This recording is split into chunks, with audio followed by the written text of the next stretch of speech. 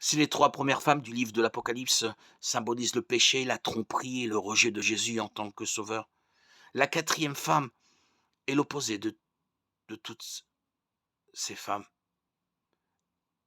Elle est nommée la mariée de Christ et l'Église, qui a été purifiée par le sang de l'époux.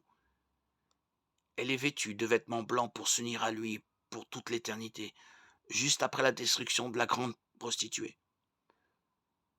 L'apôtre Jean relate la vision suivante, et j'entendis comme une voix d'une foule nombreuse, comme un bruit de grossesse, et comme un bruit de fort tonnerre, disant Alléluia, car le Seigneur notre Dieu Tout-Puissant est entré dans son règne.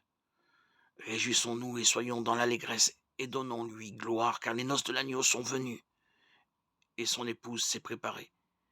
Et il lui a été donné de se vêtir d'un fin lin éclatant, pur, car le fin lin, ce sont les œuvres justes des saints. Frères et sœurs, l'image de la mariée dans l'Apocalypse fait partie d'une vision plus vaste qui inclut la célébration des noces de l'agneau, symbolisant l'union finale et la communion éternelle entre Jésus et l'Église, après le retour du Christ. La mariée est décrite comme parée et prête pour le mariage, symbolisant la pureté et la sainteté de l'Église. La rencontre de la quatrième femme avec le Christ symbolise que le bien a vaincu le mal et que Dieu a accompli sa promesse de sauver et de racheter ceux qui lui sont restés fidèles. Et cette image de la mariée prête pour le fiancé nous rappelle que l'Église doit rester fidèle et spirituellement préparée pour la seconde venue du Christ.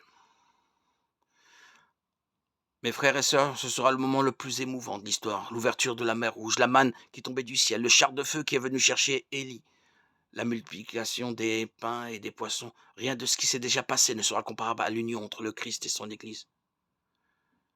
Et je souhaite du fond de votre cœur que vous désiriez ce moment plus que tout dans votre vie.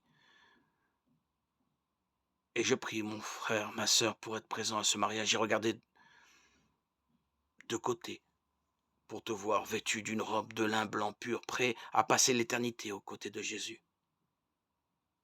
Que Dieu vous bénisse puissamment.